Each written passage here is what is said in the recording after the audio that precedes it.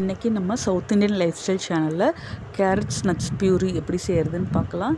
அதுக்கு ஒரு அத்திப்பழம், ஒரு வால்நட், முந்திரி 4, பாதாம் பருப்பு 2, திராட்சை, இது எல்லாத்தையும் ஓவர் நைட்டு ஊற வச்சு ஒரு மிக்ஸி ஜாரில் சேர்த்திக்கலாம்.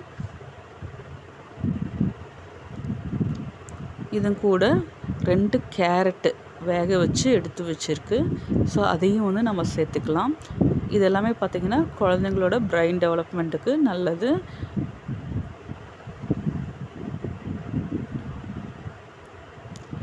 இதை நல்லா நைஸாக அரைச்சி எடுத்துக்கலாம். இப்போ நம்மளோட கேரட்ஸ் நட்ஸ் பியூரி ரெடி ஆகிடுச்சு. இதை ட்ரை பண்ணி பார்த்துட்டு எப்படி இருக்குன்னு சொல்லுங்கள்.